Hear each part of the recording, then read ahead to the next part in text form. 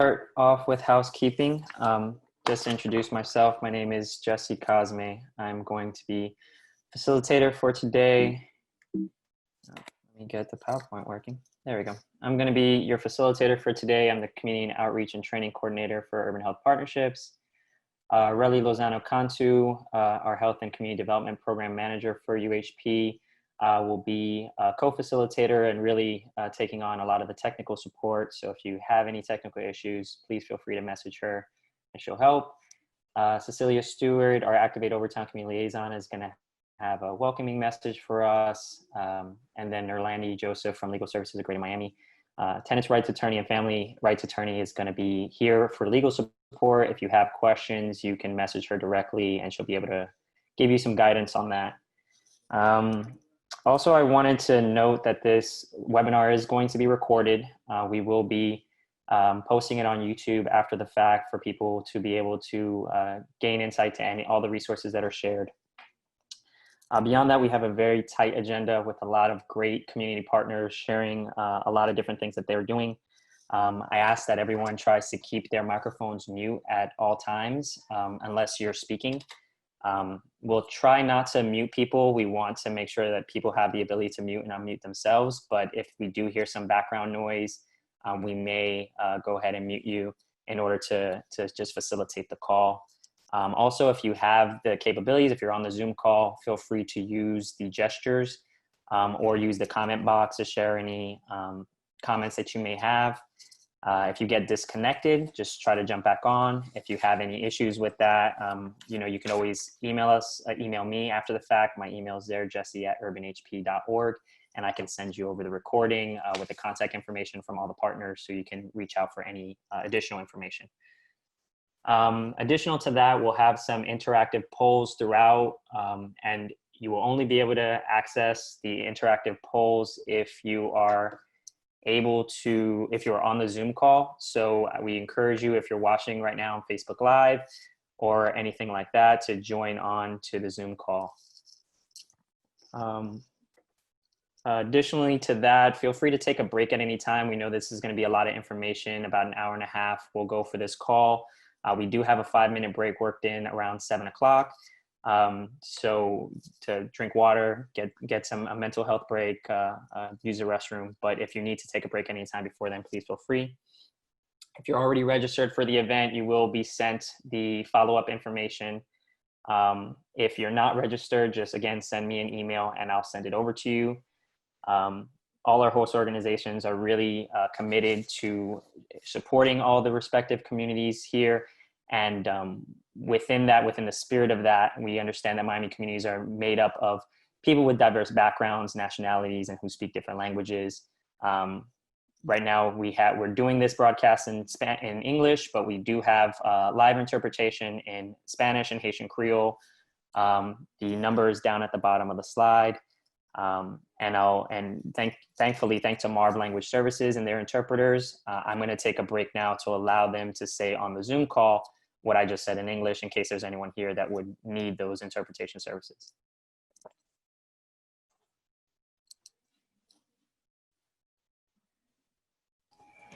Allô, donc bonsoir, bonjour, bonsoir tout le monde. Donc, mon nom c'est Rose, moi représenter Mob Language Services et donc nous offrir toute information là en créole et aussi en espagnol.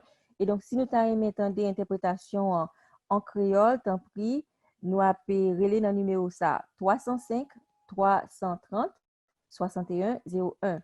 Si toutefois que nous besoin en quelle information, tant pis, et mettez-les sous chat là et puis en représentant à répondre à ça nous besoin avec problème que nous gagnons. Tant pis, là nous rentrer sous téléphone là, mettez téléphone nous sous mute pour nous capable pas gain bruit, pour nous pas interrompre conférence là. Et donc encore, c'est numéro 1, c'est 305 330 6101. Merci.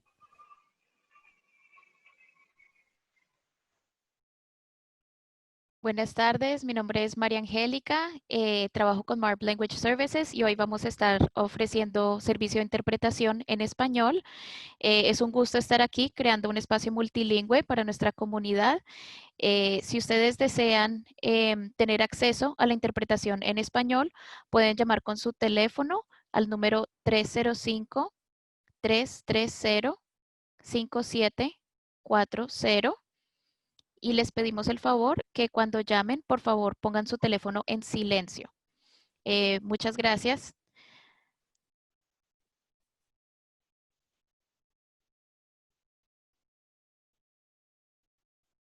Thank you. And now I'll hand it over to Cecilia Stewart to give us our welcome message. Good evening, everyone. Welcome to our Activating Miami Communities During COVID-19 event. I am Cecilia Stewart, one of the Overtown Community Liaisons for Urban Health Partnerships. Please be advised that translations are available for the call. The numbers for the translations are in the chat box. For those requiring Spanish, please call 305-330-5740. And those requiring Haitian Creole, please call 305-330-6101.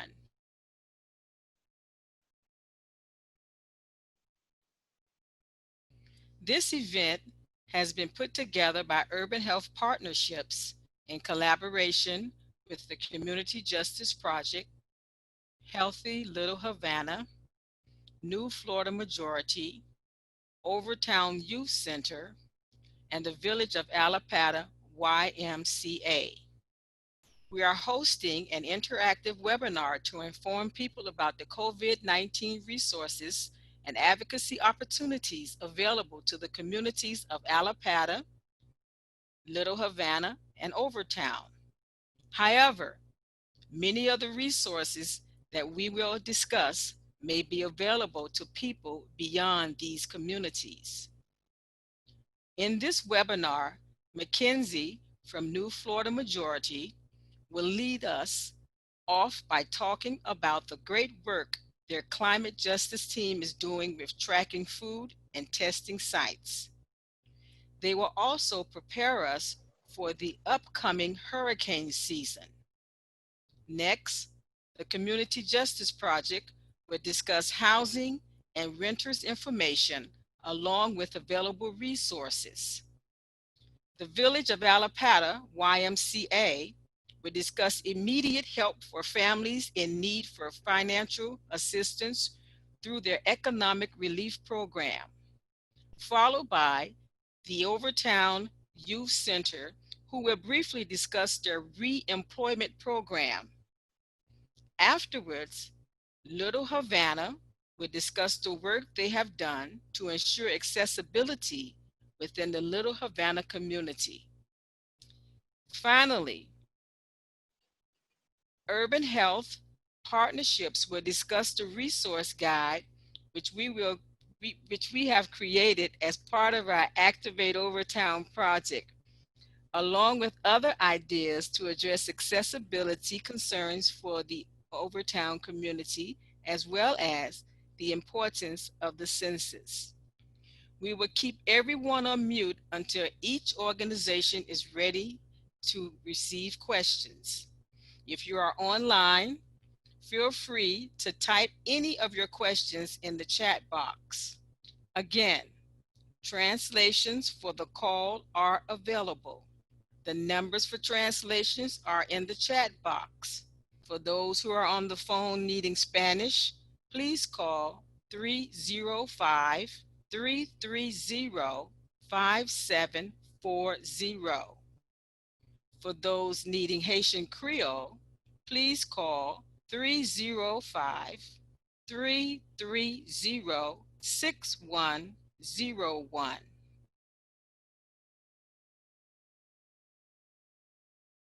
Now I'm going to hand it back over to Jesse, our facilitator. Thank you, Cecilia. And I'm going to very quickly introduce Joanne Peridin and Mackenzie Marcerin from New Florida Majority. Joanne, who's going to be talking about COVID-19 precautions, and Mackenzie, who's going to give us some more information on what the climate justice team over at New Florida Majority has been doing.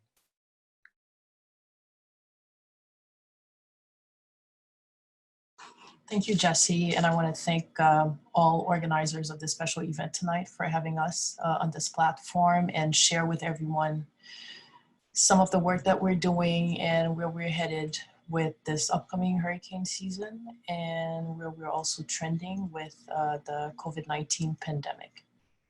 You can go on the next slide, thank you. So currently in the state of Florida, we have already hit over 54,000 confirmed cases of COVID-19, and Miami-Dade County alone holds 32% of those confirmed cases.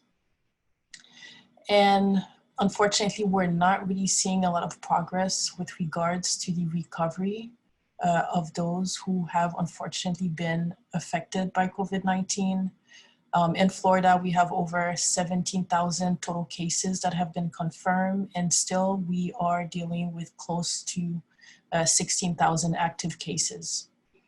So what's important, and that's what I'll make my focus on tonight, is as the state and counties and municipalities are reopening through the first phase of their reopening plan, you know, it is important that we remind ourselves of how the virus can spread, so that we are not assuming that because we're reopening, we are in a safer territory. We're still dealing with an aggressive virus.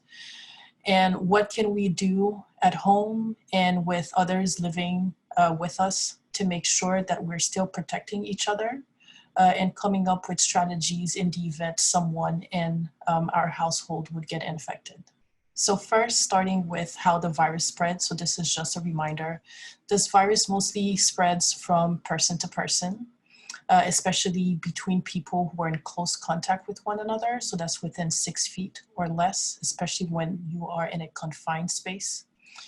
And the virus travels through droplets that comes out from your mouth when you're talking, coughing, sneezing. And the virus can enter your body either through your eyes, your nose, or your mouth. So those are the lending surfaces for the virus to enter your system. And what's really critical about this virus is someone does not necessarily to show symptoms of the virus to be an infectious body. Next slide, please. So what you can do, it's your typical hygiene practices. Make sure that whenever you come in contact with any surface, you always wash your hands often with soap and water for at least 20 seconds. The reason being is, as human, we tend to touch our faces multiple times every minute. So,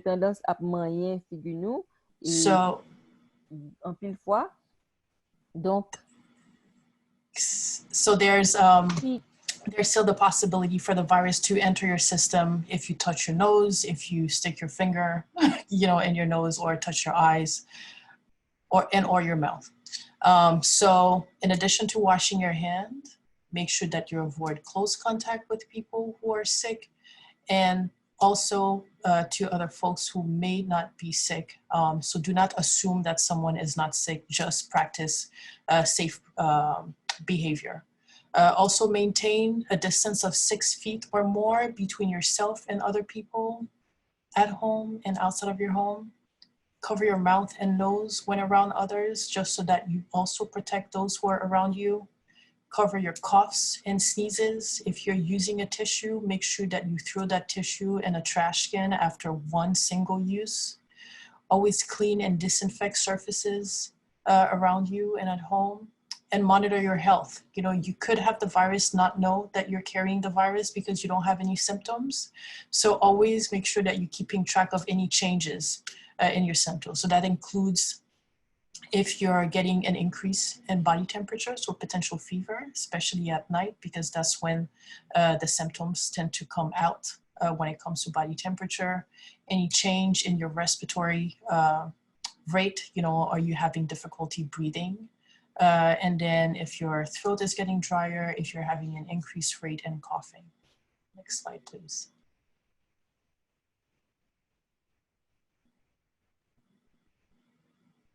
Next slide.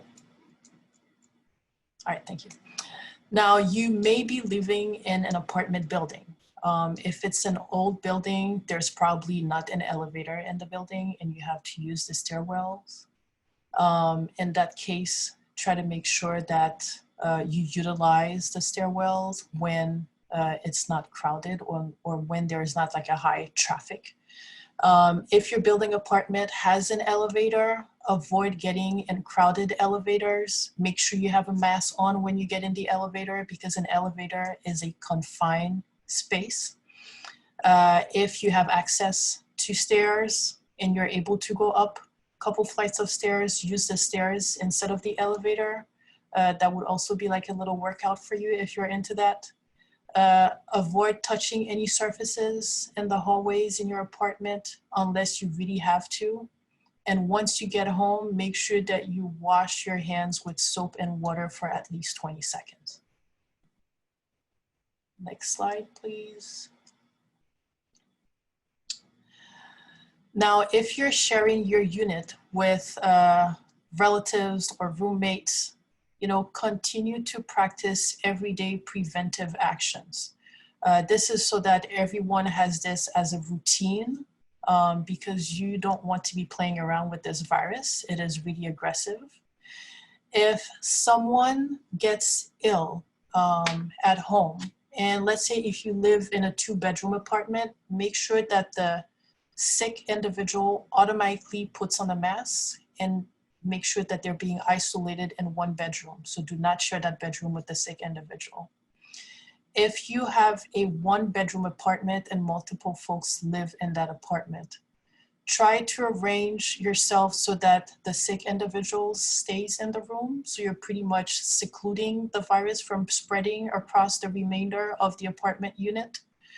And if you have to care for that person, follow recommended precautions and monitor your own health to see if you have any symptoms that are coming up. Always keep surfaces disinfected. If you're sharing 1 bathroom, make sure that you either have a disinfectant, it could be like a bleach solution or a disinfecting wipe. Make sure that the sick person always disinfect any surfaces that they touch. That includes the toilet seat. And you also do the same for yourself when you're using the bathroom. Avoid sharing any personal items. That also includes dishware. And if you become sick, stay in contact with others by phone and avoid having folks come into your house. Next slide. So I'll pass the presentation over to Mackenzie, who will talk about some of the activities going on around hurricane preparedness and resources available for community members. Thank you. All right, yeah. Hi, y'all. Just to talk a little bit about New Florida Majority. We are a political organization that focuses on building Black and Brown political power in Florida. What we do is we train grassroots citizens to be leaders, mobilize communities to vote, educate the public on our values, and inspire Floridians to take action. Next slide. And specifically about our climate justice team, we advocate for the fair treatment of people of color in under-resourced communities. Why we do that, Black and Brown and people with disabilities have been denied proper resources around climate and environmental issues. And how we do that, we do it through political education, leadership building activities, and advocacy work. So yeah, that's just a little bit about us. Next slide. One of our main focuses, big focuses in our climate justice team is hurricane preparedness.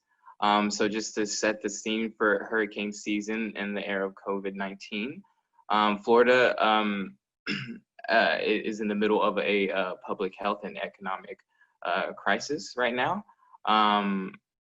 Florida cases are over 50, are at 54,000 cases within Florida, and specifically in Miami is over 17,000. As you can see, those numbers were from 7 days ago, so it's continuing to rise. As far as unemployment, we have over 2 million filed unemployment within Florida. And just to transition to the hurricane season, just as far our predictions were announced for this 2020 hurricane season. 16 storms and 8 hurricanes are predicted for this season. 4 of those hurricanes are major hurricanes, so that's category 3 and above. And there's a 70% chance that at least one major hurricane will hit the East Coast. So basically all that's saying is we in Florida, specifically in the South Florida area, are an even more vulnerable state than we were previous years going into this 2020 hurricane season. So it's important for us to make sure we're prepared. We have the proper resources, and we come together as a community and make sure that we are resilient. Next slide. And so again, we have a few resources that I'll be showing you. A big one is the Community Emergency Operations Center, which is held down by MCA and New Florida Majority and different organizations. We actually have our community emergency operations center partially open right now because of the COVID-19 crisis. So if you have any concerns revolved around COVID-19 or you need help, please dial in that hotline. It's in English, Spanish, and Creole. And we're also looking for volunteers needed as well. Continue. One awesome thing that the climate justice team has is our resource map. We have, on that map, we have access to test sites, walkthrough sites, mental health services, food distributions. So if you need more information, it's on there. It's continually updated. We have a list of volunteers that are continually updating this. And if you're interested in volunteering and wanting to update this list, please let us know. We also have our Florida Corona Action website. We launched that in the beginning stages of the coronavirus, and making sure communities are attended to, and they have a place to go to when they need help or seeking action. Next slide. Just to list a few of the things again that we have looking to get going. We have our CERT trainings. So that's our community emergency response trainings, community emergency response team. And this training helps you just gain skills on being able to respond to these, or you learn basic skills on response for disasters and situations like that. So we want to train up as many community members as possible. So if you have any interest in that, let us know. The county is working to shift that CERT training to online. And again, I do encourage all community members to take part in this training, because we want to make sure that we look out for each other as neighbors. We also have a few demand letters that we are bringing forward to the governor. We have a demand letter to cancel rent and mortgages. I'm working with the Miami Climate Alliance to gain more transparency for FBL and demand more forgiveness during this time period. And also there's another demand letter for sick leave for frontline workers. We want to make sure that they are safe and then they get the rights that they deserve. So yeah, we can find all those on our Florida Corona Action website, and let us know and reach out to us if you need anything. Next slide. If you want to get involved and help prepare or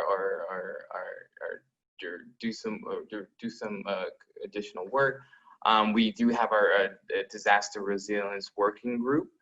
They meet every other Thursday, and the next meeting will be at June 4th, and they meet from 4 to 5. This group is with a whole host of experts and grassroots organizations are collectively creating a plan to prepare us for a hurricane season. Community members are welcome, so please come forth and bring your knowledge. And also we have our clean energy working group as well that I'm facilitating. We meet every other Tuesday for June 2nd. The next meeting will be at June 2nd. It'll be from 5:30 to 6:30. Let us know if you're interested. Email miamiclimatealliance@gmail.com and let them know what if you'd like to continue doing work with doing work in this working group. So yeah, thank you again. Feel free to reach out to us. We have our website, newfloridamajority.com. Follow us on social media, and continue to reach out to us. Thank you. I hand it off back to Jesse. Perfect. Thank you to Joanne and Mackenzie over at New Florida Majority. I do know that Mackenzie especially will have to jump off the call after this. So I want to open up and see if there's anyone on the line who may have direct questions for anything that was presented by New Florida Majority. We may have time to take 1 or 2 questions.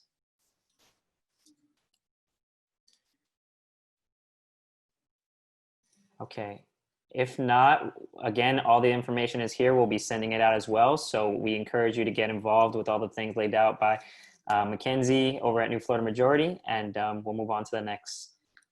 And actually, before we move on to Community Justice Project, I want to give Aurelia a chance to launch our poll. We do want to get a sense of where people are. Excuse me, Jesse. Yes. This is Maria Angelica, Spanish interpreter. We have a question from the interpretation line. Perfect. Go for it.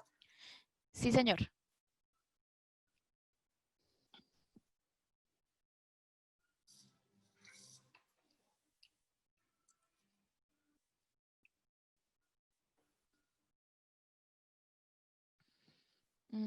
Gracias. In New Florida Majority, in the working groups that meet up, are they only in English, or do you also have Spanish and Creole working groups? So they are actually in English, but I know the Miami Climate Alliance is definitely advocates for language justice. And, you know, if we can, you know, make it work and accessible for you, we'll try everything we can. And I also would like to add, at the Miami Climate Alliance, we do organize community events, and those are usually available in English, Spanish, and Haitian Creole.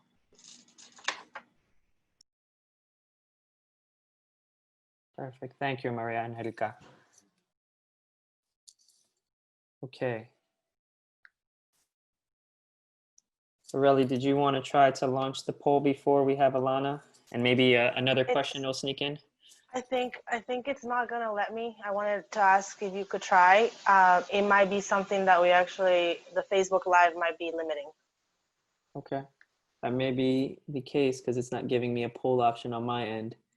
Yeah, so Well, we'll just add all the questions to the. Hold on. Check. There we go.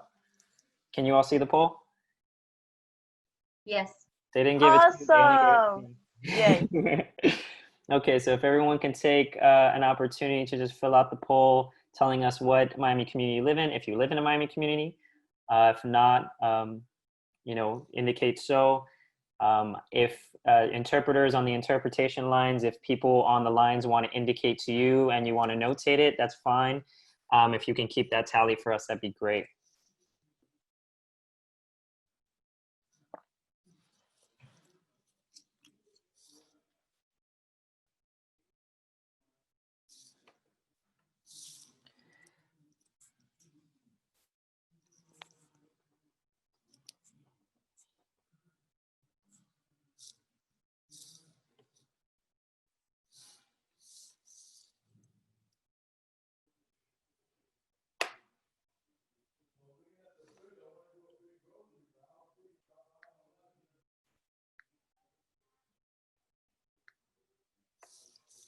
Okay, I'll give another 20 seconds or so for the poll, and then I'll close it out.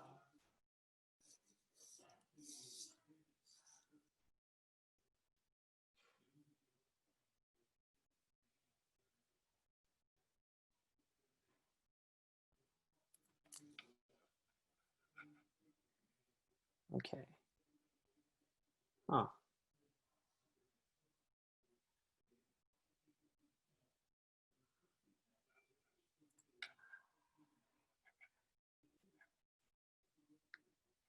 Okay. All right, so I want to now introduce Alana Greer over at Community Justice Project, who's going to be presenting for us about the work that Community Justice Project has been doing around housing. Whenever you're ready, Alana. Thank you, Jesse. Alana Greer here. And so I just wanted to talk a little bit about some of your rights as tenants and also ways you can get connected to other ways to get help and other groups of tenants that are organizing to make sure that tenants have more protections, especially in this time. And that applies to renters, that applies to mobile home residents and manufactured homeowners, and even to low-income homeowners who are struggling with mortgages, right? There's a lot of us that need to stick together so that we can make it through this difficult time. So first and foremost, you have rights as a renter regardless of your immigration status. All the rights that I'm going to talk about apply to you if you're undocumented, they apply if you're a citizen, they apply if you have any form of immigration status, you're still protected. Everyone should remember that the only person who can force you to leave your house is a judge and a court order. Many times we're seeing tenants being pressured to leave or harassed, threats to change your locks, tow your car, or turn off utilities. Those are all illegal under Florida law. And the only person who can legally make you leave your house is a court order enforced by the sheriff. And in Miami-Dade's case, that's the Miami-Dade police. So there are some new protections in place because of the COVID crisis, but none of them forgive or cancel the rent that you owe. Rent is still due at this time, and that's why so many groups are getting together in spaces like these to fight for rent relief, for direct assistance, and for other forms of forgiveness and cancellation, because we know that that is going to be necessary to recover from this crisis. In Florida, across the state, there is an eviction moratorium in place that's going to expire on June 2nd. That's Tuesday of next week. If that, the governor may extend that moratorium, and there's a big push right now to ask the governor to continue to protect renters right now and have the courts pause this process. But if the governor does not extend the moratorium, as of Tuesday, all courts, including Miami-Dade, will be able to continue with eviction proceedings. There is an exception to this because of the federal law. The CARES Act that was passed as a result of COVID provides a moratorium, which is an additional pause protection. You can't be evicted for now, for some, but not all individuals in Florida. And so how do you know if you're covered by this or not? There's a website here called, on the screen, florida.evictionprotection.org. You can go there and you can put in your address. And if you see a little red icon pop up, you can click on it. And that means your property, the building you're in, or the home that you're in, has some form of federal program attached to it that brings it under this coverage. If your address isn't there, it doesn't mean you're necessarily not covered. It just means it's not part of this public database. And if your landlord does try to evict you, it's something that they'll have to prove in court, and you might want to bring as a defense. but we know there are a big portion of folks who do have this coverage that might not know about it. Obvious examples are things like HUD housing, if you get a Section 8 voucher, but it might be because your landlord has a loan that's backed by the federal government, or because they got a grant in the building, or they got assistance from a voucher for your neighbor. That means the whole building is covered if just any of those things are true. And so we really want to make sure that people know about that, because that means folks covered by that moratorium will not be able to be evicted legally until late August.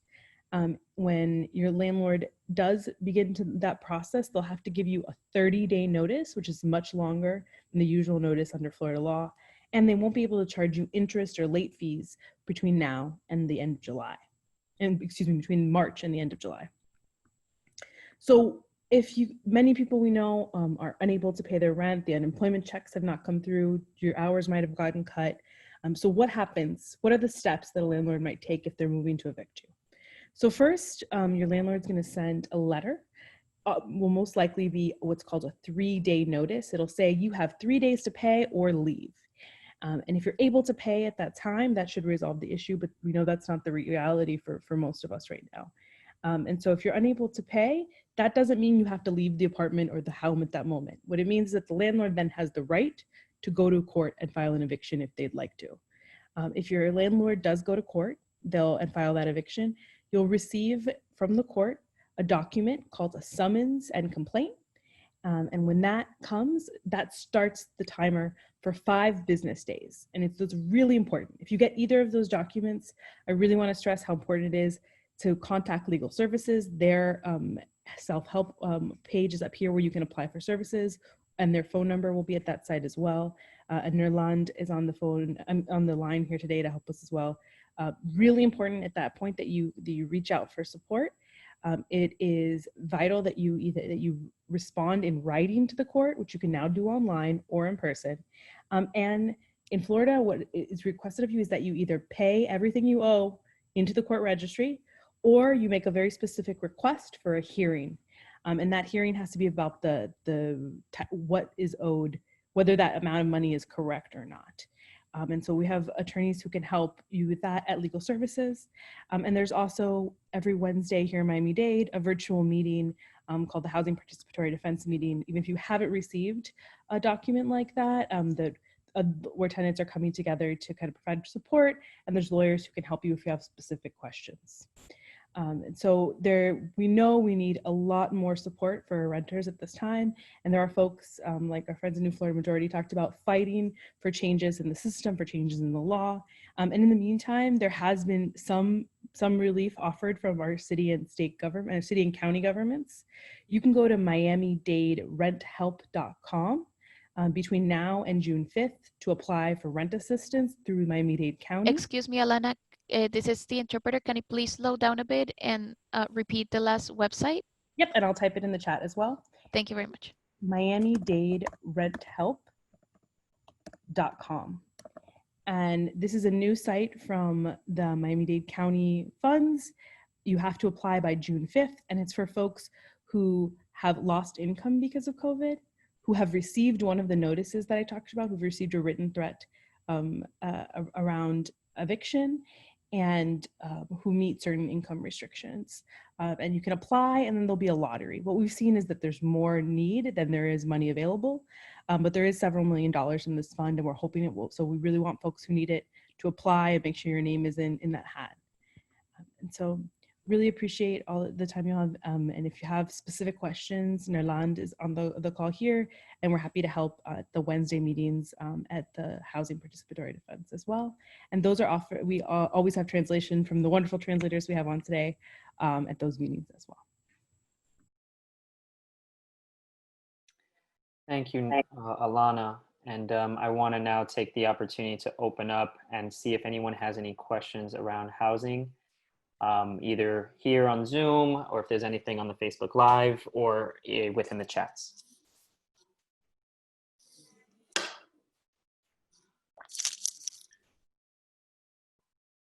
While we wait to see if folks have questions, no, Joseph Services of Greater Miami. I just wanted to give you guys the phone number if you guys wanted to reach our office in terms of housing issues.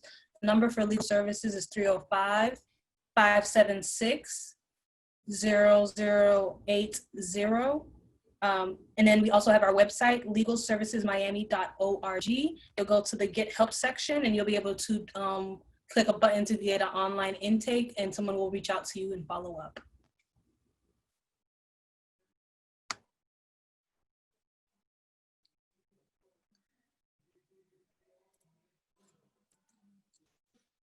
Thank you, Nulan.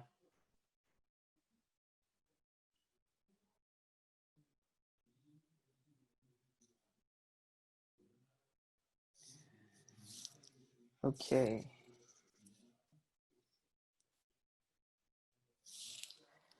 I was gonna just share something. If anybody else is on the lives, as I'm streaming it, I can't get on Facebook. It actually makes the Zoom kind of crash.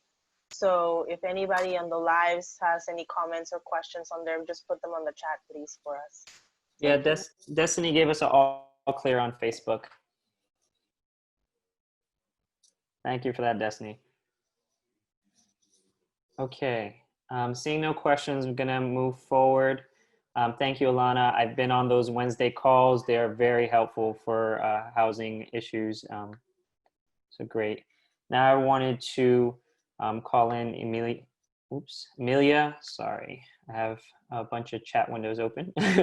Amelia from the Village of Allapattah YMCA to talk about the resources that they have available. Great, thank you so much. My name is Emilia Solano. I'm with the YMCA, Village of Allapattah YMCA, located in the community of Allapattah in Miami. Going to be talking about, as we just heard about issues with regards to rent. We actually have some programs that we can provide the community throughout all of Miami-Dade as well as Broward County. Our Allapattah location, our YMCA is a legacy organization. We've been in the community for over 100 years, and our Allapattah YMCA over 10 years. So the facility, although it is currently closed right now, still we have many programs that we provide remotely that we've established and we've been doing for many years, and in particular during this crisis, is of utmost importance. One of those programs in particular, from the get, we started out creating a hotline where, the community can call us. It's something that's offered in English, Spanish, and Creole. And you can call in if you need some assistance around some basic needs, whether that be food assistance. We can have food delivered to you, to your home. We also provide rent assistance. Rent assistance is something that we can provide. We provide that directly to landlords. So anyone that has any need in that area, they can contact for that. We also have utility bill assistance. So if anyone has needs to pay, FP&L, light bill, water bill, anything like that, we can also provide that. We also provide through our emergency fund assistance for medications. So, maybe someone has found themselves, lost their job, they can't pay for their upcoming medications. We can provide assistance to pay for those. We also provide assistance with internet, if someone needs internet for their kids, to access programs, as well as transportation, limited transportation assistance. The emergency fund was created through many different funders that we currently work with, and we've been working with over the years in an effort to really assist the immediate needs of the community. And so all of those programs can be, all of that assistance can be accessed through our hotline. When you call the hotline, you would be, one of our community health worker staff would be answering the phone. They would be doing an intake to get some basic information about what kind of needs you have. And then we would be, helping you to figure out how to provide that assistance. The other program that I wanted to share was our health navigation program. So our health navigation program, when someone contacts us, They're typically, their immediate need is the first priority.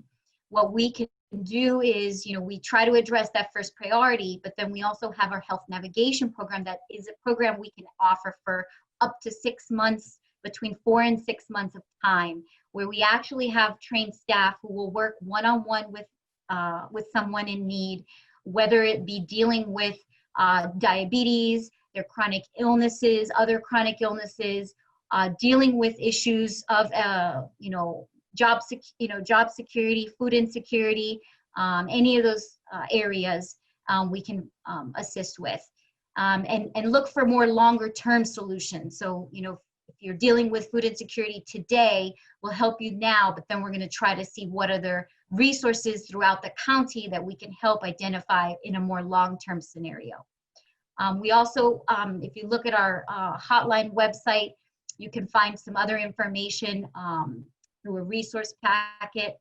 But overall, those are some of the remote programs that we are currently working on, and we can continue to provide anyone, and we have no interest in document legal status. So this is for anyone in any scenario that has need. This is for any age, seniors, families in need, all across the board. These are programs that are meant to fill a need that's going on today. I wanted to share the next slide, Jesse. I want to make sure that those in need have our contact information. Yeah, there you go. Our contact information. The phone number there is listed. So it's 754-312-4150. And you can call again if you have a need. We have Spanish and Creole, and we can immediately assist. We also have many other programs within our facility once our facility is open, addressing the needs of families, older adults, children. We've provide many programs. We also have a membership for all, in which we look at financial assistance for someone in need. Although we have certain membership qualifications, we try to look at the whole scenario. So we do have programs in place once our facility is open. I wanted to go ahead and leave the address and location there, but more importantly, during this crisis, we are able to support the community. I want to pass this along to the colleague, Mr. David Rosemond from the Allapattah Net Office.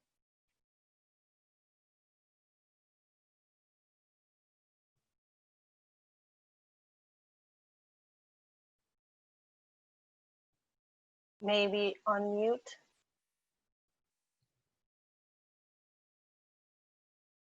I see he's here.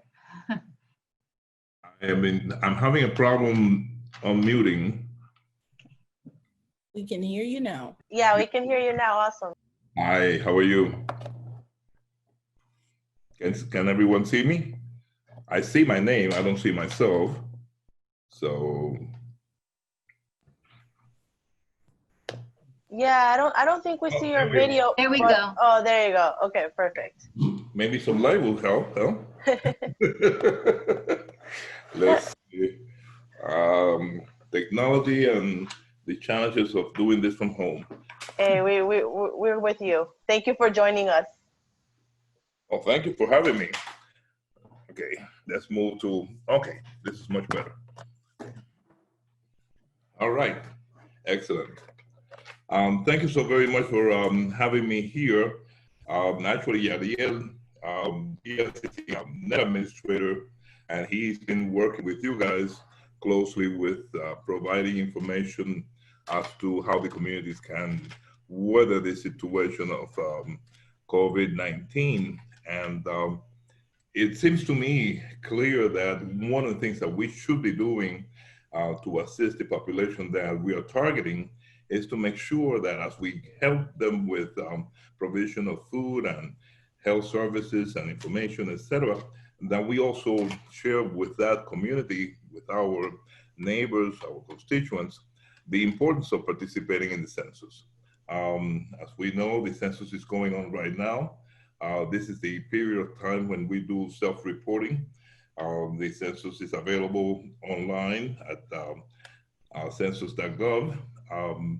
And it's also, there is a telephone number that people can call, and that we have the information provided to the Census Bureau for the first time via phone. So it is a very easy process for people to be able to get counted. And it's imperative that our community understands how important it is, because all of these services that we're talking about now, all of those resources, all of that information, all those decisions, for the most part, are based on census numbers. So for this time, or things that will happen in the future, how well we do in making sure that our communities are assessed, are accounted for, is going to be depending on exactly how well we do our job of letting them know how important it is for them to participate in the census count.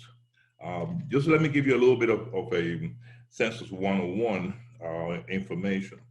Right now, as I mentioned, this is the process of the self-response period. You know, people can go online, they can call the phone, or they can actually receive census questionnaire, they can fill them out and send them back in that self-addressed envelope that the Census Bureau provides.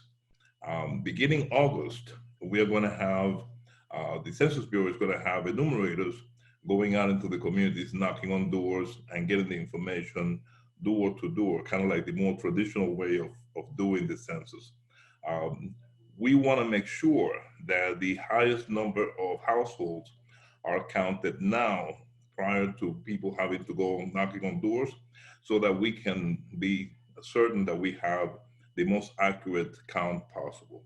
So doing it at this time is going to be very, very critical, so that way we can have a very good count for 2020 and ensure that our communities are going to be properly represented with regards to how many folks are in our communities and what their needs are. Because the census, again, determines those kinds of factors. I don't know if there are any questions or anyone wants to share anything else, but I'm here to answer any questions that you may have. Thank you, David. We definitely appreciate that information, and we'll be adding on a little bit more about the census later on, so thank you for laying that groundwork. I think, Aurelie, you do have one question for the YMCA. I don't know if you want to read that out. Yeah, this question came up in the chat. How is the summer camp program being considered with the community and the Y? Is there some talks about that? So as of right now, we just opened only 3 facilities in Broward County. We've only been allowed to open the 3 facilities in Broward. We have not yet opened any facilities in Miami-Dade. And we are waiting. We haven't received any updates as far as summer camp is concerned in Miami-Dade. So at this time, you know, we really don't have a lot of information. However, I will say the facilities that are open in Broward County, we expect to have similar protocols. So we would be holding summer camp with social distancing in mind, smaller groups of children, you know, together. Usually the ratio is a 1 to 15. In this environment, it would be a 1 to 10 ratio. So, you know, we would be considering, you know, doing a lot of things differently. I know that also our facilities that are open, we're doing, you know, temperature checks at the door, a lot of cleaning, a whole lot of cleaning, and really being mindful, you know, of the environment. But as soon as we have information, the best place to get information is actually through our Facebook page. So if you visit our Village of Allapattah YMCA Facebook page, that's where we would be posting, you know, as new openings start to come up.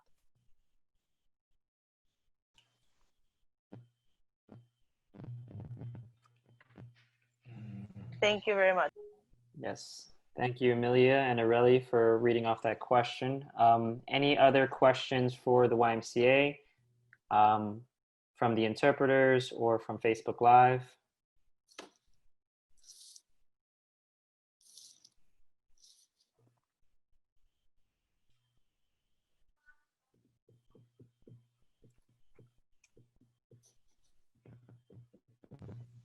Nothing's coming on the text chat. Okay.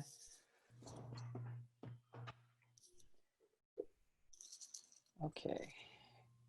If nothing, then we can move on to Overtown Youth Center and have Dr. Dasha Andrews talk to us a little bit about the reemployment program they have over there. Good evening, everyone. And thank you guys for having us on this call this evening.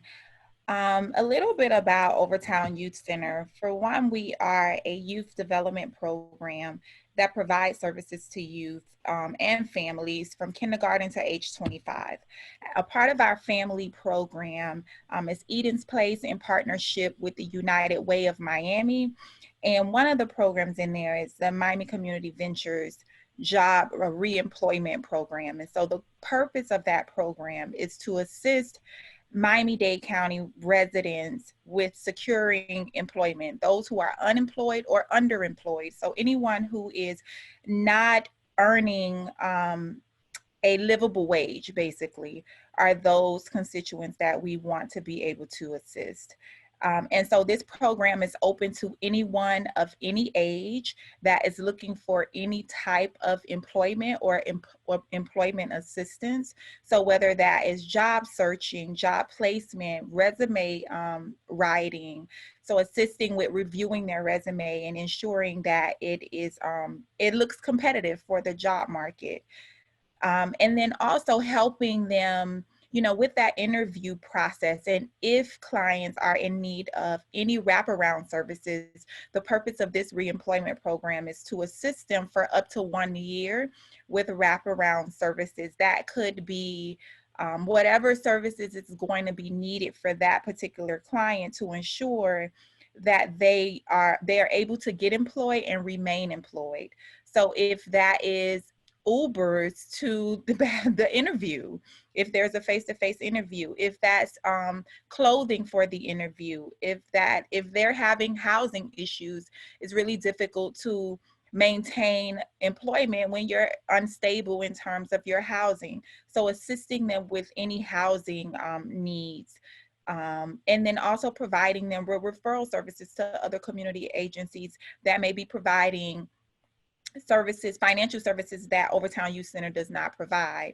But through this reemployment program, some financial assistance is provided, and also job coaching and just kind of a support system for that first year of employment when they get employed. So we have some employer partners who have jobs specifically held for our MCV members.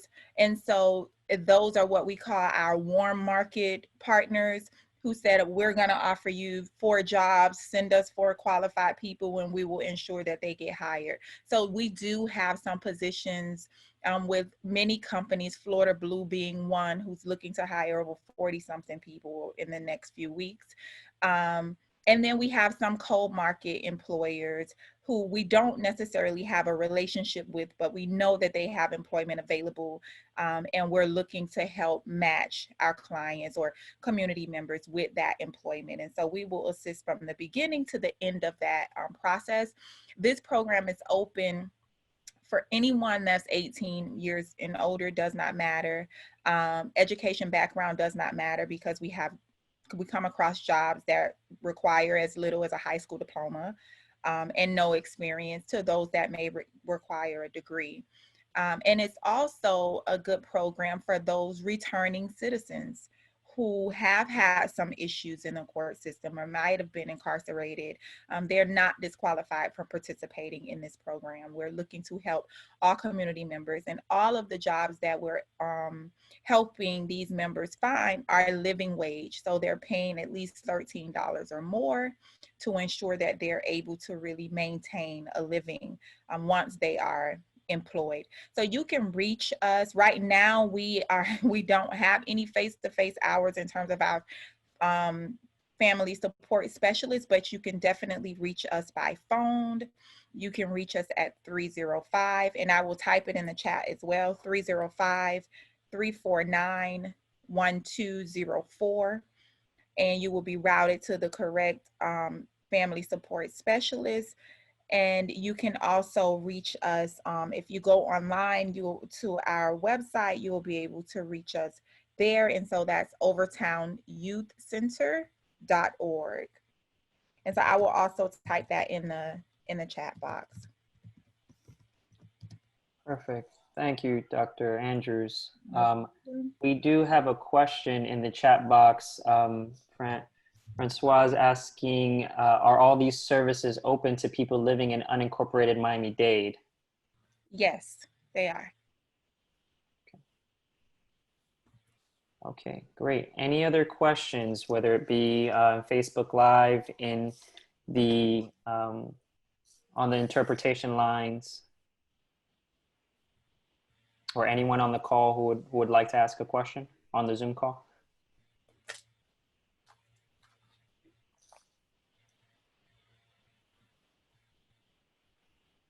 Do you want to take that, Dr. Andrews? I don't know if you saw it. Sure. So OIC is having a, just because sorry doctor, before you start, I'm going to read it out loud so that people that may be on the line or something, they don't know what we're asking. So how is OIC and Overtown Youth Center just dealing with summer camp and kids at home? But you're gonna be like that lady in the bathroom taking the shit.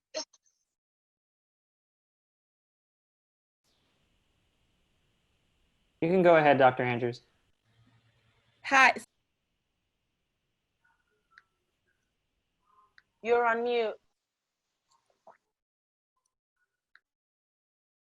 There we go. Sorry about that. My internet went out for a second. But Overtown Youth Center is having a virtual summer camp. We have sent out surveys to see, what community members felt like they wanted, but we are having a virtual summer camp. It's a 5-week summer camp that begins on June 15th. And we will also have a kickoff to that summer camp June 12th at Gibson Park. Well, we will provide some art kits and other things for those youth who will be participating in summer camp so that they can have things they need at home to do certain projects. But it is a virtual summer camp that's taking place between the hours of 8:30 a.m. to 12 for elementary students, and then 10 a.m. to 2 a.m. for middle and high school students. And so if you're interested in participating in that summer camp, then please give us a call at that number and just let them know that you're interested in summer camp, and they will get you over to the right person. Perfect. Thank you, Dr. Andrews. And we have another question asking about the jobs and seeing if the question is, are the jobs permanent or temp jobs? They are permanent jobs. We do have some temp jobs. For instance, we have a 10-month job that's coming with Career Source South Florida to help in terms of unemployment applications. And so that will be a temporary position. The Florida Blue position is like a teacher's kind of year. It's a 9-month position. And right now it's going to be virtual, but for the most part, the jobs are permanent. Okay. I think that's it for questions. I have a question. Go for it. Okay, I was trying to could Dr. Andrews write the address for to communicate to get information. Sure.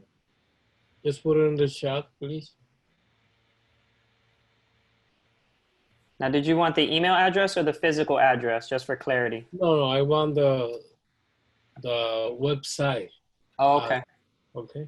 So the phone number and the website is listed in the chat, but I will. I cannot see it. Okay. You can go up to there. Sure. Thank you. No problem.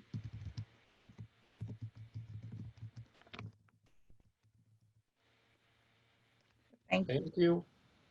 Okay, perfect. And if no more questions, we will take our 5-minute break. We're at 7:04, so we'll come back at 7:00. We will have 3 more presentations left before we do our census breakout groups.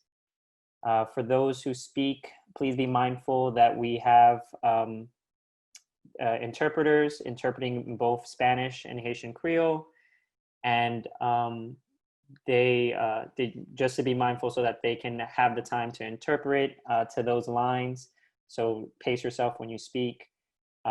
The Spanish line is available at 305-330-5740, and the Haitian Creole line is at 305-330-6101. If anybody needs them.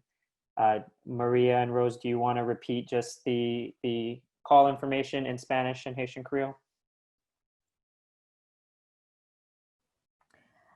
Allô, bonsoir tout le monde. Donc, si nous besoin d'entendre des interprétations en créole, tant pis, relais numéro 305 330 6101. Maintenant, nous sous téléphone et donc là nous rentrons dans le téléphone, mettez le téléphone sous silence, mute. Merci. Buenas tardes. Si ustedes quisieran escuchar la información que está siendo compartida hoy en español, pueden llamar por su teléfono al número 305-330-5740 y les pedimos que por favor cuando llamen que pongan el micrófono de su teléfono en silencio. Muchas gracias. Thank you to both our interpreters doing amazing work.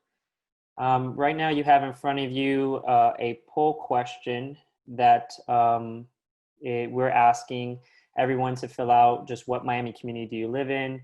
We'll leave that just for another 30 seconds or so, and then we'll jump back into the presentation and have Raisa Fernandez from Live Healthy Little Havana. But I'll give you your cue in about 30 seconds. Okay, Raisa?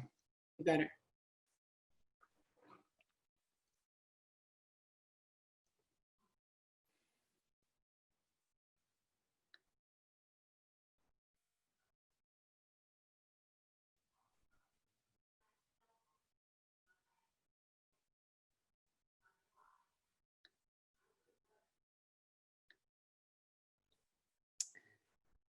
Funny enough, it's showing still that nobody's attending, so it's must be something on my end technologically. So we'll Let's have hope to. it's recording. If not, we'll just send it on the next survey. Yeah, and if, like I said, like Aurelie just mentioned, we'll send it on the exit survey as well. So if we're not able to capture it here, we'll send in the exit survey. Are you guys not seeing it because the poll results showed up? Did it? On my end, it said 0 votes.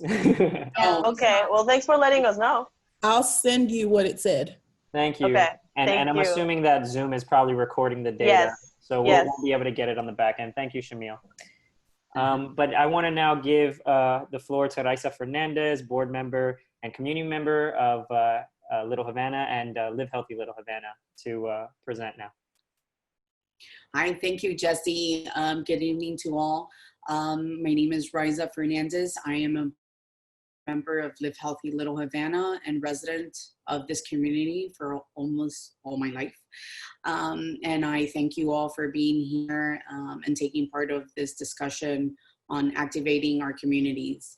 So I've been a board member since 2013 when the Health Foundation of South Florida funded our program as an initiative in our community. Can you change the slide? Go ahead. And so we then became a nonprofit in 2018. And now we are working in our community, devoted our time and our efforts for advocating for a healthy development of Little Havana. Focus on addressing the social determinants of health based on the critical issues of housing, public spaces, education, and employment. And so in COVID-19 in our community, while doing census outreach, we were faced with questions from our community and our residents about COVID-19, about the need for food resources and some business resource information. And so that is what has come up in our community at this moment within the boundaries of Little Havana. Many of the residents do not have vehicles. We have over 14,000 residents that live in our boundaries that don't have access to transportation of a personal vehicle. Next. And so as an effort, we started working with our commissioner's office, almost basically with daily calls, our community liaisons, which is our staff that work with our residents. We got on phone calls and advocated and tried to brainstorm really solutions and finding ways that we can partner up together as community organization to really bring the fact that a lot of our residents were being left out of these distributions because they didn't have access to cars. And most of the distributions that were happening within our neighborhood in Miami-Dade County were basically drive-through and through a vehicle. And so on May 5th, our county commissioner for our district, Commissioner Higgins, supported legislation that would allow walk-up for food distributions. And from that, we've seen the changes in some of the distributions across Miami-Dade and within our community that really shows that people have shown up walking in cars and bicycles. They really have been able to access those foods with those changes in mind. Next.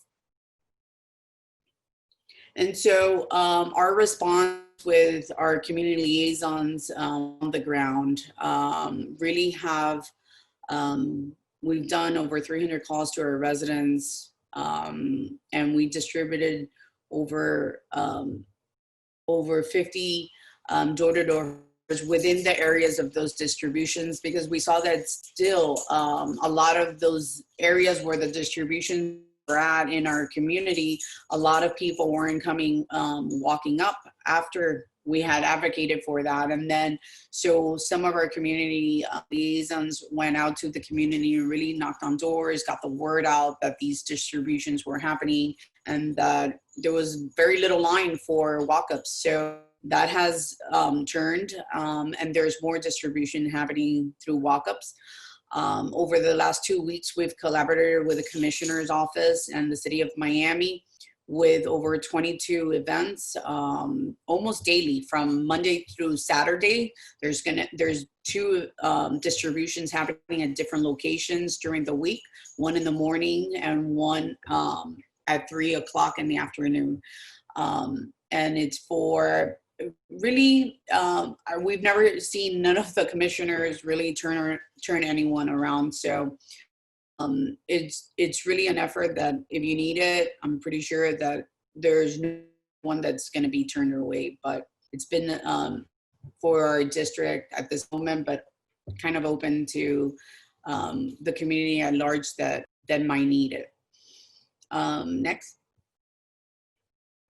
And so some additional efforts that we have been linking some of the small owners and people in reference to resources through the Small Business Administration and Miami-Dade grants, linking them to rent assistance when the city opens up for rent assistance, and also through the county.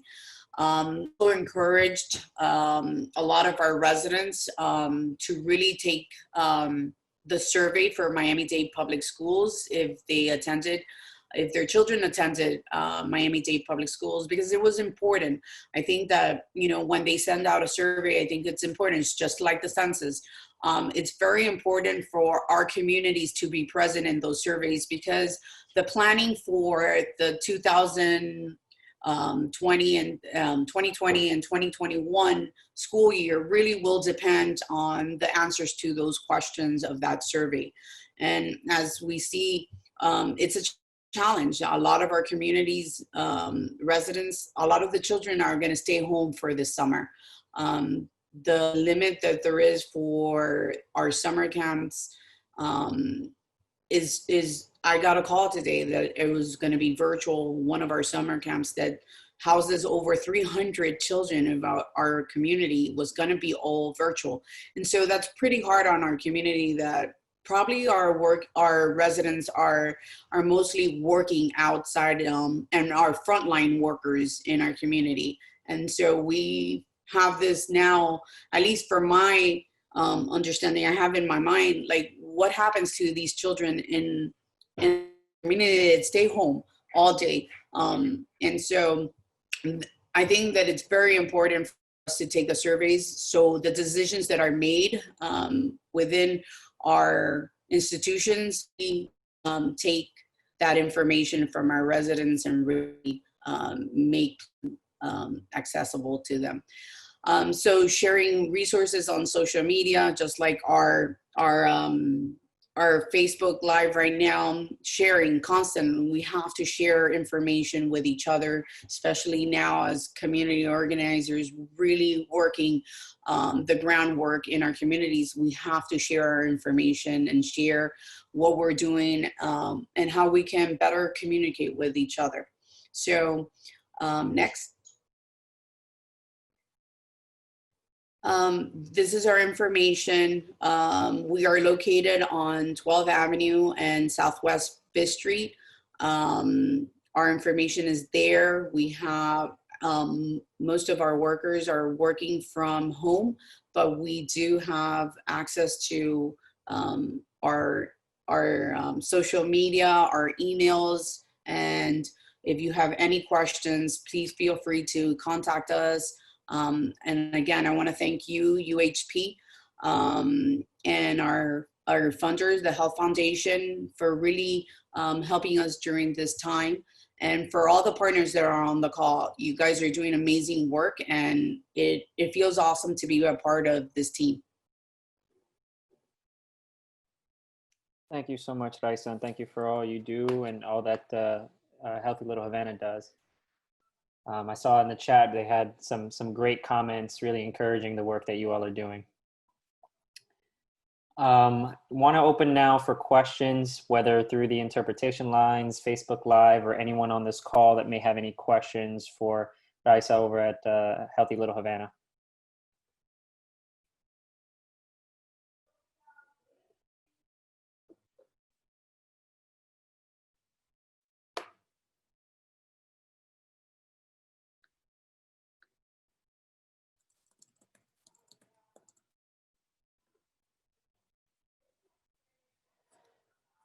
Okay, seeing no questions, I'm going to move on to Urban Health Partnerships, and we have Adonis Romero, one of our Overtown Community Liaisons, and Aurelio Lozano Cantu giving us a presentation on the Activate Overtown project.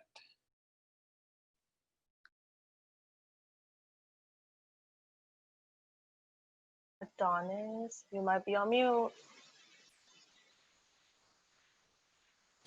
Hey everyone. So I'm Adonis Romero on Overtown Community Liaison for Urban Health Partnership. I'm going to talk to you all a bit about UHP project Activate Overtown and what we have been doing and working during COVID-19. And then Aurelie will talk a bit about our advocacy approaches we're taking now. UHP mission is to invest in our communities by co-designing sustainable change and promoting equality and well-being across the lifespan. The Activate Overtown project is led in collaboration with 3 Overtown community liaisons, myself, Cecilia Sturworth, who spoke in the introduction of this call, and Tronell Harris. Activate Overtown is focused on empowering and activating the community through the creation of change in the built environment in regards to access to parks, schools, transits, and other resources. This project is dedicated to unity community voices and co-designing the changes that we want to see in our community.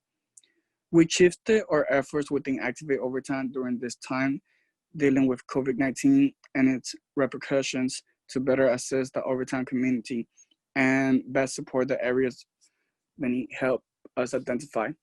We are doing this through a couple of actions. The first way is through the compilation of Overtown resources that we put together in our resource guide that can be found in our website. The resource guide has detail on how to access the following resources: access to food, access to COVID-19 testing sites, assistance with paying bills and unemployment, getting around transportation, legal services, mental health and well-being, using parks, and open spaces. The community liaisons guided the categories chosen for the resources guide based on our understanding of the needs of Overtown community.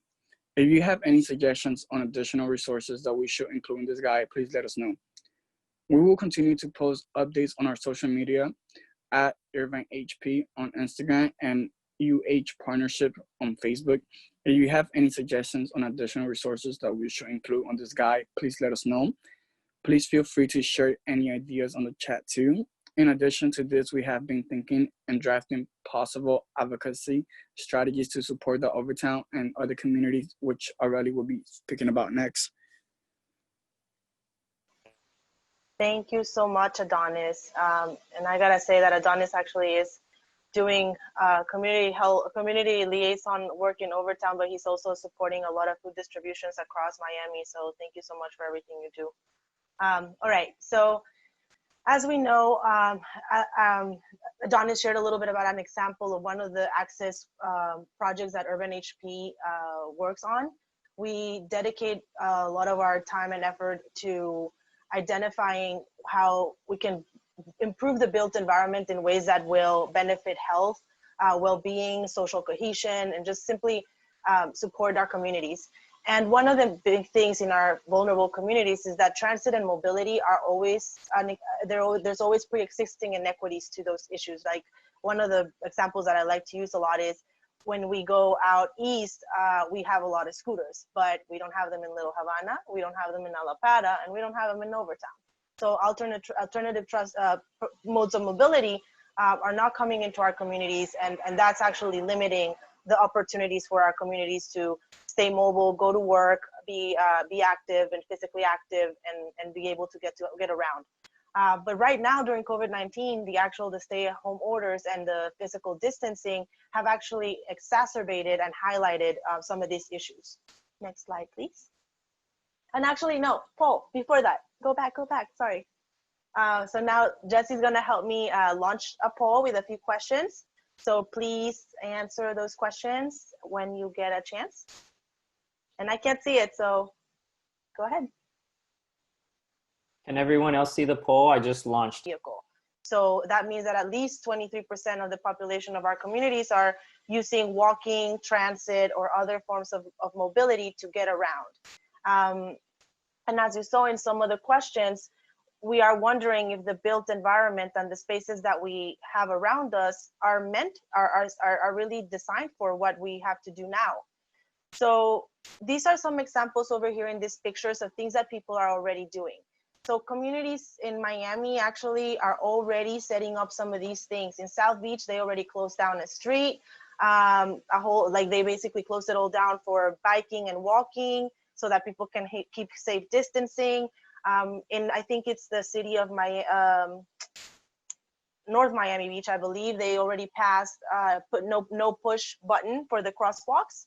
So basically you don't have to touch the button anymore, and your cross signals are always going to signal walking when the lights are in stop, right?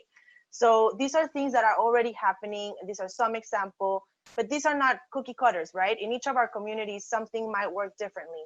And what what UHP works on doing is providing support for communities that want to advocate for these efforts. Next slide, please. So some of the things that could make it easier for people to safely access resources, and we can talk about during COVID or after COVID, travel to work and get exercise. For example, these advocating for walk-up testing sites and food distribution sites, like Little Havana shared, like Healthy Little Havana shared. They didn't have a lot of walk-to food distribution, so this was a need, and this was something they advocated for, got commissioner support, and then were able to establish some food distributions for the community that didn't have a car. So that's a perfect example.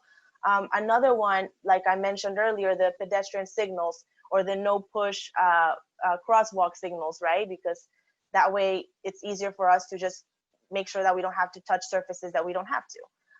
And then currently we also are refining in Activate Overtown specifically. We are refining a proposal to expand sidewalks and provide better open spaces opportunities.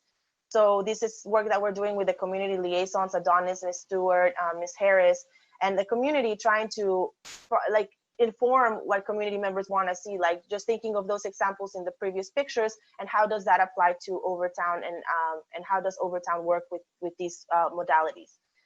If you have any other ideas, please share them on the chat or contact us at any time. Jesse's a great contact for this too, or myself. Built environment support, advocacy around the built environment and health, and how those two relate is something that Urban Health Partnerships definitely is part of our mission. And so the next slide. These questions, again, are just questions for food for thought so that you can communicate with us and let us know what you think. Also, these questions, we'll probably include them in the exit survey. If you wanted to touch, I'm going to add them to the chat just in case you wanted to share a little bit of that as others are, as we're wrapping up. But that's it for us, and thank you so much for being here. Yeah, on all the resources, all the partners, thank you for everything you're doing and for connecting, helping us connect to these resources. Perfect. Thank you, Aurelie and Adonis, for that. Anyone have any questions for Aurelie or Adonis?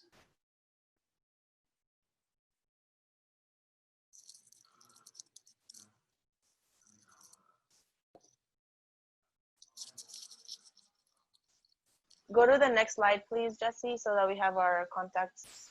There Yes, ma'am. Thank you. I don't know if I said please, but please do. Thank you. You did.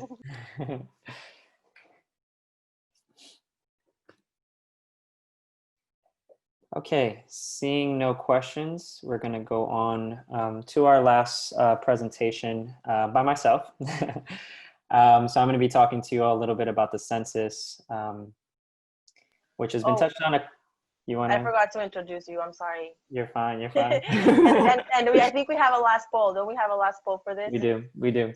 And so the census has been touched on a couple different points today. I do want to share a quick poll on the census with you all, just to kind of get a feel for some of your thoughts. It's just 2 questions.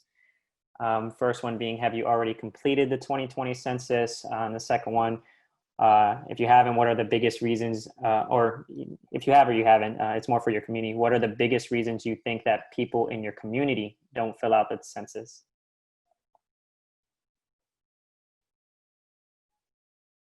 And those of you who may not be on the Zoom call, they may want to answer in the Facebook Live chat or anything like that. Or even if you see an answer here that's not what you think is the most appropriate, you can feel free and chime in on the Zoom chat as well. I'm gonna leave it up for maybe another 30 seconds or so, and then we'll move forward.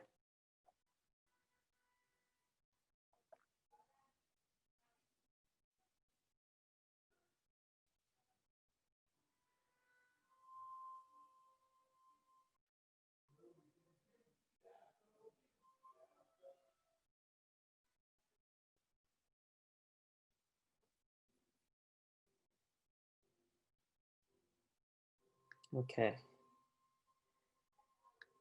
I'm gonna share the results so you all can see. I can't see them. I hope you can. And we'll have a report back with some of this data to share with everyone as well when we send out all the information. Okay. Okay. So the 2020 census, I wanted to start just by going over the absolute basics of the census, of why it was created and what it's used for. I've heard a lot of, I usually get this question a lot when I talk about the census. And so the original reason why it was created was for political representation within the House of Representatives. And for those of us who may be rusty on our civics courses from high school, which I know I am, and have had to reflect on these, is that the House of Reps is based off population. You get representation based off the population of a geographic area. So each state gets a certain amount of representatives based off the population of the state, and they draw district lines in that way.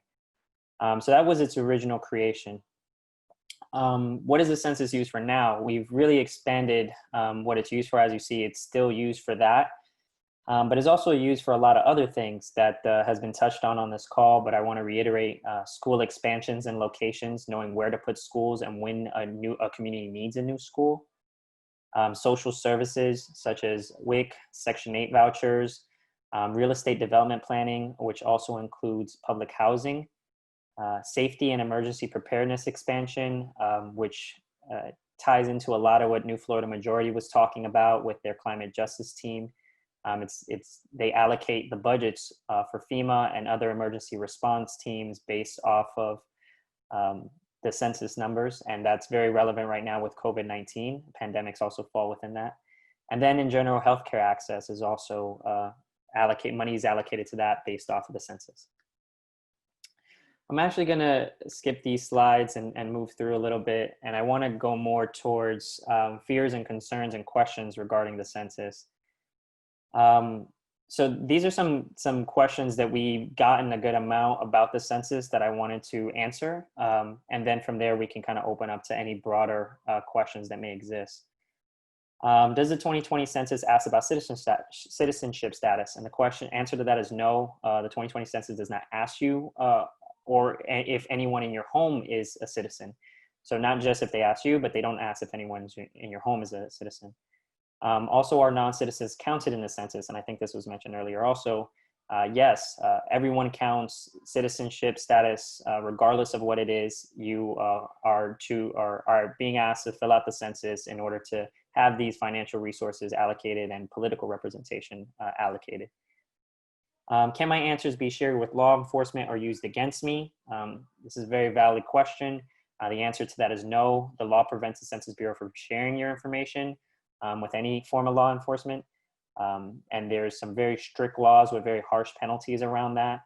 So I can completely understand if people are worried because of any kind of legal issues that they may be facing. But this is to reassure you that if you fill out the census, that will not be shared with any level of law enforcement. Will filling out the 2020 census impact whether you receive a stimulus check?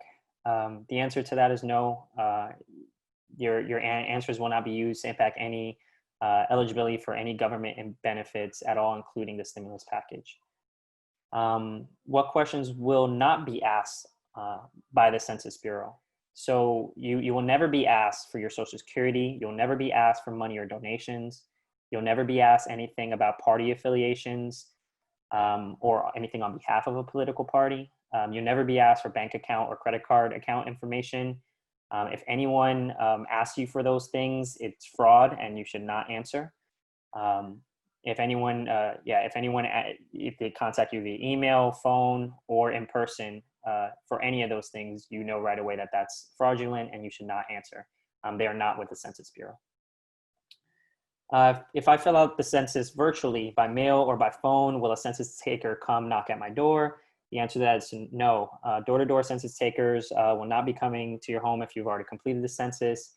The census is really in a place where they're trying to move away from door-to-door, especially now with COVID-19, but in general, and they're really encouraging people to either do it online or over the phone. So we also have these resource links, both for Activate Overtown and for the census, if anybody wants to learn more. After this, we do have some really great family support specialists, community liaisons, and community health workers that will be helping people who are on the Zoom to complete their census. But before I get to that, I wanted to open up for any questions that anyone may have about the census right now.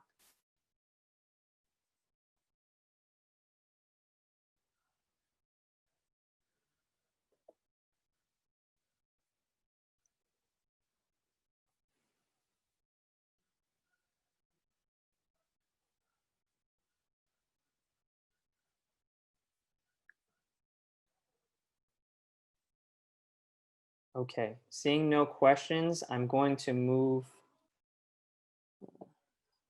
Oh, I think I may drop the question in the chat.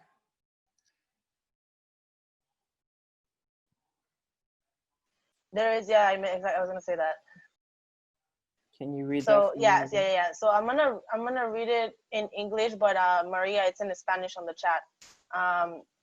So a lot of people haven't done the census because of various reasons, even whether they are undocumented or they don't have the information because like their apartment or where they live, their housing situation. We have explained the census. And really what people need to feel reassured on is everything about the information being safe. Mm-hmm. Yeah, and that's a great question. And if you go back, I'm going to go back to the slide. The Census Bureau, there's Title 13 of the U.S. Code that does not allow the direct data from the census to be accessed for, I believe it's 75 years. So there's a lot of protections around it, and the penalties are very harsh. The fine is very high, and it also is accompanied with jail time if it is violated. So that is something that is very, very taken very, very seriously by the U.S. Census Bureau and the U.S. government. The data is just used for statistical purposes. And not something that can be accessed. That being said, I do sympathize that people may feel insecure with the realities that, being undocumented or having a criminal charge against you, whatever the case may be, or having some sort of legal issues may put you in. That being said, they'll have to weigh those against the reality that if they don't fill out the census, those are financial resources that won't be coming to their community. And it's a difficult decision to weigh. I can lean on the code as much as I can, and that is the law. The law is that it's not allowed to be shared, and that's a decision that people are gonna have to make if they're willing to fill out the census. Despite some of those fears and insecurities, and we can definitely walk them through it as much as we can. And I just want to emphasize that sympathy that I have towards that position, because it's easy for me to say that, being someone that is not undocumented and doesn't have those same legal concerns. But from all the research that we've done, I feel with my confidence that I'm able to say that they will be protected if they were to fill out the census. And I know people who are undocumented who have filled out the census and negative repercussions have not come towards them. So that's what I would share with them, with anyone who's on the call who may have that concern. Jesse, let me add something to the question that there was with regards to the non-traditional housing units, because we have found that to be one of the things that people are having problems with. If they live in a garage or a place that doesn't have an address, what address do they use? And they are to use the address closest to where they live. In other words, if they live in a garage of some house, and sometimes the owner of the house tells them not to declare themselves because they are afraid that their information is going to be passed on to the government, to the city, and they're going to be penalized for having a illegal housing unit. They do not have to worry about placing that information in the census, because that information, again, will be confidential. So it's important that people understand that regardless of where they live, they are out to fill out the questionnaire, and the Census Bureau will not share that information with the appropriate, the government unit or the government agencies that would be looking into that kind of situation. Definitely. And I appreciate that contribution to the conversation. Very helpful. I think Orlando who had mentioned. Orlando shared a continuation of IME's question that specifically Latin community do have a lot of like not wanting to share the personal information. Mm-hmm. And then also Nicole just shared that some people have expressed concerns about the possibility of eviction due to having occupants. So similar to what David was sharing, there are concerns about your housing situation, what's your language that you speak, and what your information is going to be done. So for Orlando and Aime and the community health workers and that have those issues, it's really stressing, reminding. Gustavo is also adding on here that other times is bias. Hispanic population believe if they share information, they will lose their benefits. So a lot of it is misinformation, bias. So our role in communicating the census and the importance of it, I think it's reassuring. Repetir la misma letanía prácticamente, ¿no? Continue to say the same things, that it is true. We trust the information. We know that people, like Jesse said, there's people that have completed the census that live in a multiple family household and or are undocumented, and that they are able to continue to make their numbers matter. Mm-hmm. Yeah, and definitely Nicole, I think, was the one who mentioned the concern about evictions due to having occupants that may not be authorized to live with them. I pulled up this slide specifically because it just to reiterate that the census and filling out the census, your answers will not impact your eligibility for any government benefits, and that includes housing. If it's not a government benefit, if it is just a normal landlord situation, they will not be sharing that information with your local landlord. So those are things that that they are that you're protected, that data is protected. Once it hits that database, it's something that is very secure, and there's very steep penalties for people who would access that data.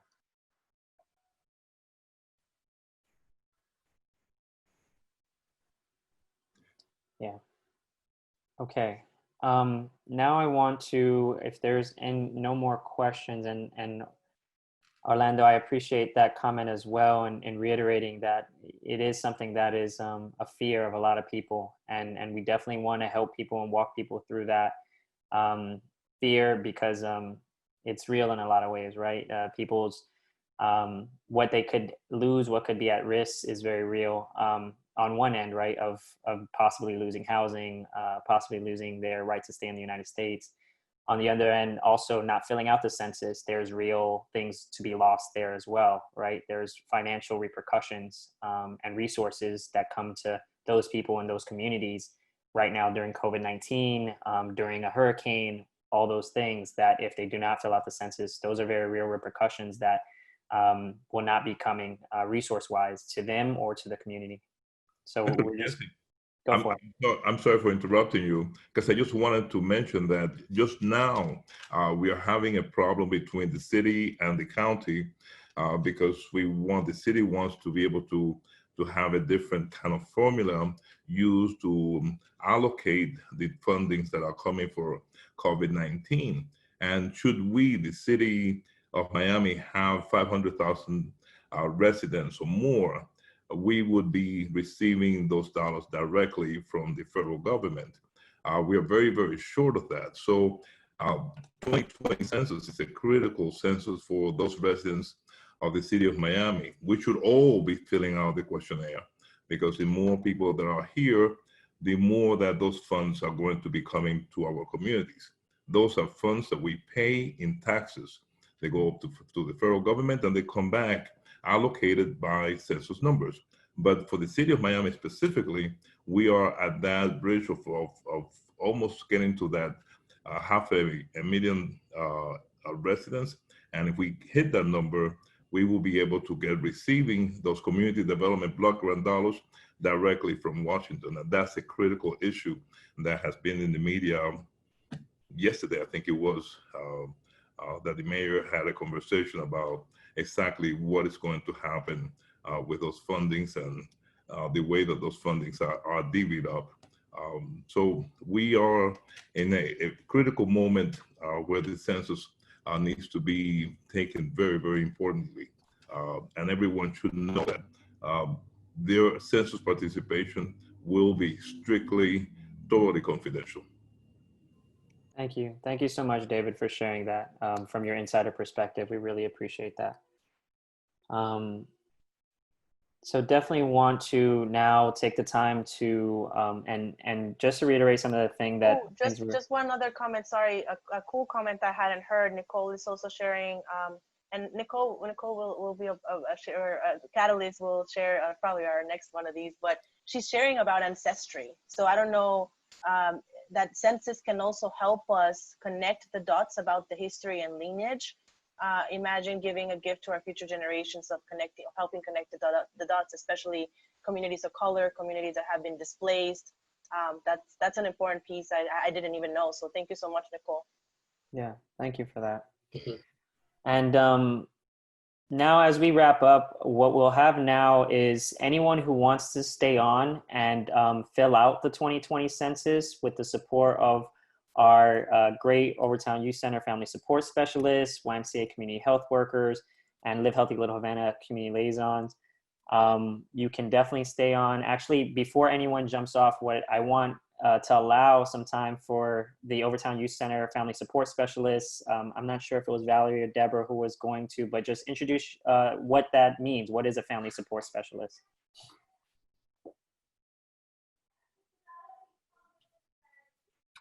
Good evening, everyone. I'm Valerie Lomax from the Overtown Youth Center. What we do is actually assist the community with housing, rental assistance. Right now, we are sending them out to various food banks. We help and assist with the resume building, referrals for job placements, family counseling if the family needs it. We help assist with the food stamps and the Medicaid. And we're helping them like wraparound services when they need it, as far as coaching and through employment opportunities. So we do a variety of different things to assist the family and make sure they have some stability. Thank you. And I also want Shamil to just share very quickly what community health workers at the YMCA do. Good evening, everybody. Thank you so much for being here. Like Jesse said, my name is Shamil and I work with the YMCA. I'm a community health worker there. And when we say community health worker, we are referring specifically to lay leaders from the community. So the folks on our team don't necessarily have technical health degrees, but what we do have is a shared lived experience with the population that we're seeking to serve. What we do have is similar cultures to the people that we're attempting to serve, and we speak their languages, and not just, you know, linguistically, but if I'm from the same kind of neighborhood that you're from, I can probably have a lot better and easier conversation with you. And what we realize is that there's a gap between the clinic and the community, and what we try to do is step in and fill that gap. So we know that health isn't just centered around your blood work that you might get back. It's also impacted by all of the social determinants of health. So your access to transportation, access to education, access to quality food, access to safe housing, and the list goes on and on. And what we try to do is step in and provide one-on-one assistance for folks to help them through whatever issues that they are experiencing so that they can self-manage on their own. Perfect. Thank you, Shamil. And Alejandro, if you want to, ¿quieres hacerlo en español, por favor? Yo te traduzco. Hola, muy buenas noches a todos. Mi nombre es Alejandro Díaz. Soy el coordinador de los enlaces comunitarios de la Pequeña Habana. Hello, everybody. My name is Alejandro Diaz, and I am the coordinator for the community liaisons in Little Havana. Nosotros dentro de la Pequeña Habana tuvimos la oportunidad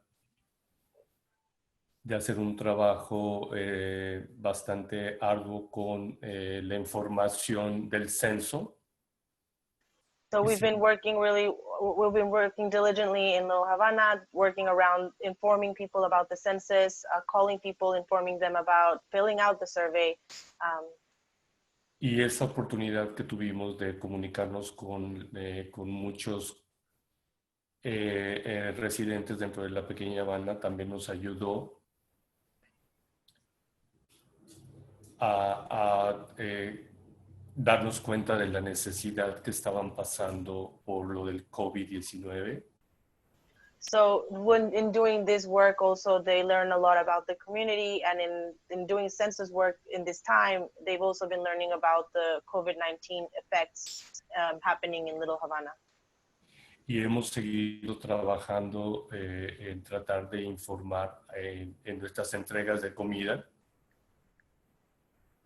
a todos los que participan diariamente, que hoy por hoy tenemos 2,000 personas diariamente recibiendo alimento. And they share the information about census and other resources at every activity. And lately they've been doing the food distributions, as Raisa shared before. And there they speak every day to about 2,000 people about different resources in the community, including the census. Aprovechamos la oportunidad para cada una de estas personas volverle a recordar la importancia de llenar el censo y de ser contados. Creo que esta iniciativa. And then I remember, and then we remind our community members about the importance of getting counted and the importance of being part of that community number. Y esta situación, aunque es complicada, el COVID-19 nos ha dado la oportunidad de tener mayor contacto con los residentes y poderlos ayudar. So as community liaisons, even though COVID-19 may have affected us in different ways, it also helped us connect to the community in different ways, learn from the necessities that are coming up, and serve better. Muchas gracias a todos. Gracias, Alejandro. Thank you to everybody. And thank you to all three of these groups and the tremendous work that they do day in, day out in their communities. Now they're also providing us with the opportunity to be supported in filling out the 2020 census. So I want to take a moment to see if anyone on the call currently would like to fill out the 2020 census. I'm going to ask first, if you would like to fill it out in English, please either use the emoji icons and either raise your hand, or you can enter in the chat box just a comment in the chat box saying, yes, you would like to fill out the census or something to that effect, and we will assign you to a breakout group. So I'll give a little bit of time for people to do that. And this is for people who would want to fill it out in English. English is your primary language.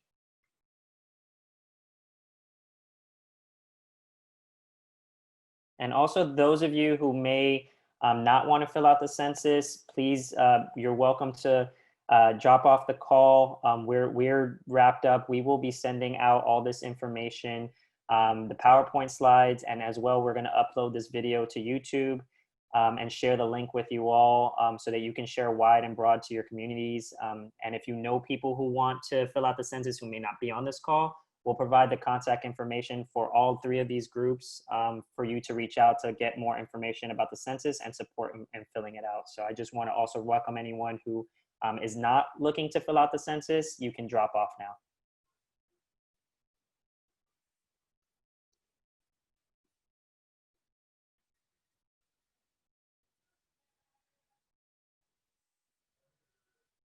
Maybe let's try Spanish or Creole first and see. Yes. So do you want, can we have the interpreters just say it in Spanish, or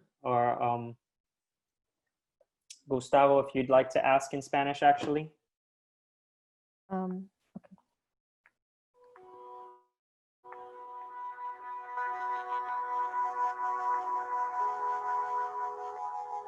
¿Qué pregunta quieres?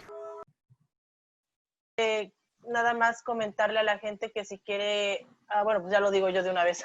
Sí, no sé. Perdón, Gustavo. Dale.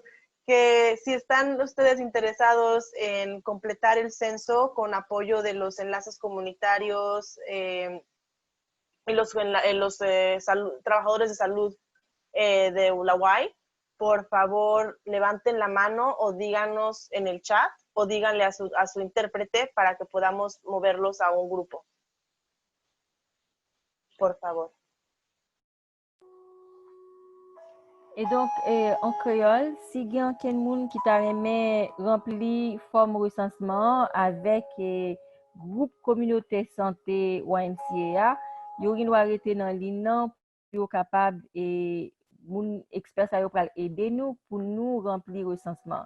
Donc, si nous t'arrêtons arrêter, nous devons arrêter sur l'île, sinon nous mettons déconnecté kounye là. Merci.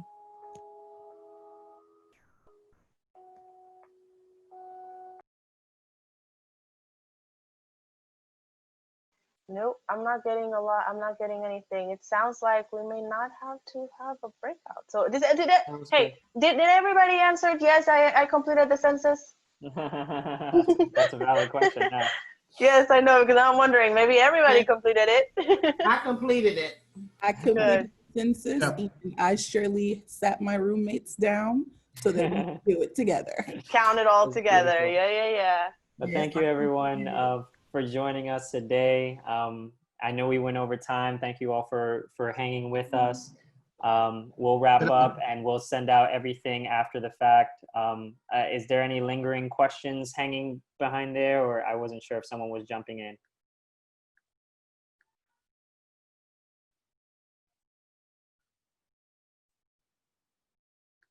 Seeing none, we'll close out. Again, if you didn't register, but you're on the call and you would like the slides and the link to the YouTube video, just send me an email. I'll put my email again in the chat, and send me an email and I'll get that over to you, okay? Thank you, everyone. Thank you. Great job. Great job.